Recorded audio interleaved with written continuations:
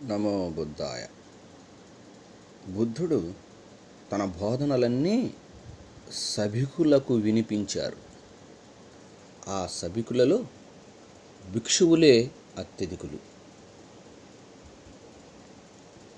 ఏ విషయంపై బుద్ధుడు ఏమి చెప్పాడన్నది ప్రజానికానికి తెలిపింది భిక్షువులే. అప్పట్లో లిపి అనే కళ ఏర్పడలేదు. ఆ కారణంగా భిక్షువులు తాము విన్న వాటిని జ్ఞప్తిలో ఉంచుకుని ప్రజానీకానికి తెలిపేవారు. ప్రతి భిక్షువు తాను విన్నదంతా గుర్తుంచుకోగలిగారు.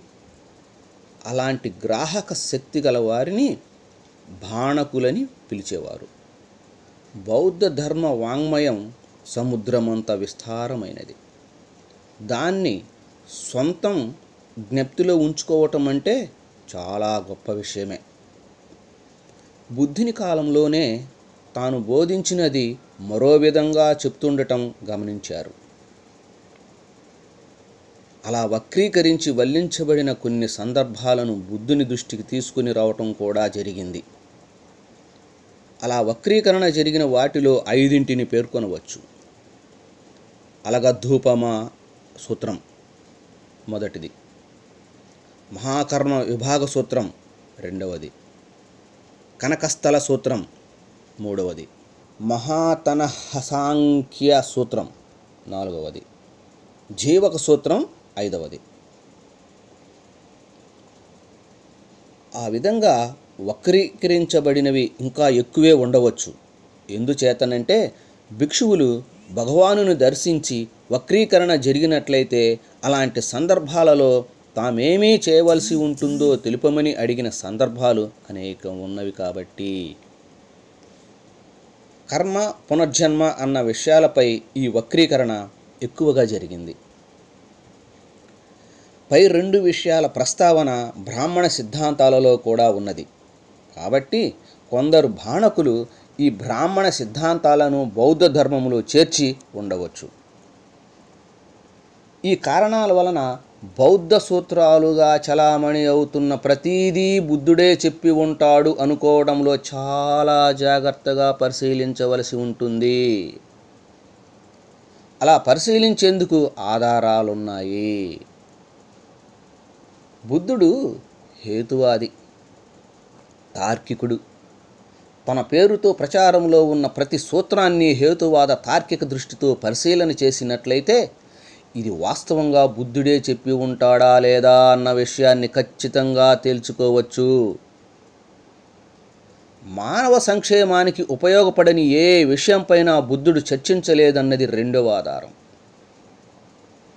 ఆ కారణంగా మానవ సంక్షేమానికి ఉపయోగపడని ఏ విషయమైనా బుద్ధుడు చెప్పినట్లు ప్రచారంలో ఉన్నట్లయితే అది బుద్ధుడు చెప్పి ఉండలేదని మనం గ్రహించవచ్చు.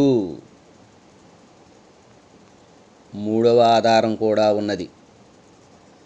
వివాదగ్రస్తంగా ఉన్న విషయాలనన్నింటినీ బుద్ధుడు 2గా విభజించాడు. తనకు పూర్తిగా తెలిసిన విషయాలన్నీ ఒక కోవ క్రిందకి వస్తాయి. తనకు సంశయాత్మకంగా మిగిలిపోయినవి 2వ కోవకు చెందుతాయి. తనకు పూర్తిగా తెలిసిన విషయాలపై హేతుబద్ధంగా తేల్చి చెప్పాడు. సంశయాత్మకంగా ఉండిపోయిన విషయాలపై కేవలం తన అభిప్రాయాలను మాత్రమే వెలువిచ్చాడు. ఆ అభిప్రాయాలు కూడా తాత్కాలికమైనవే అని చెప్పాడు.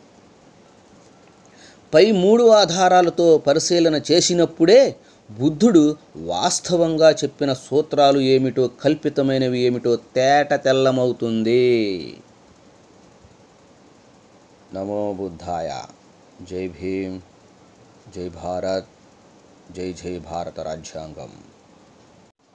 డియర్ ఫ్రెండ్స్, ఇప్పుడు నేను మీకు చదివి వినిపించినటువంటి 16 వాక్యములు బుద్ధుడు బౌద్ధ ధమ్మము అనేటువంటి గ్రంథము నుంచి మీకు చదివి వినిపించాను. బుద్ధుడు బౌద్ధ ధమ్మము అనేటువంటి గ్రంథాన్ని బాబాసాహెబ్ అంబేద్కర్ గారు రచించినటువంటి బౌద్ధ గ్రంథం అని మీ అందరికీ తెలిసిన విషయమే. బుద్ధుడు బౌద్ధ ధమ్మము అనేటువంటి గ్రంథంలో 5వ విభాగము 340వ పేజీ 341వ పేజీలో ఉన్నటువంటి విషయాలు ఇప్పుడు నేను మీకు చదివి వినిపించాను.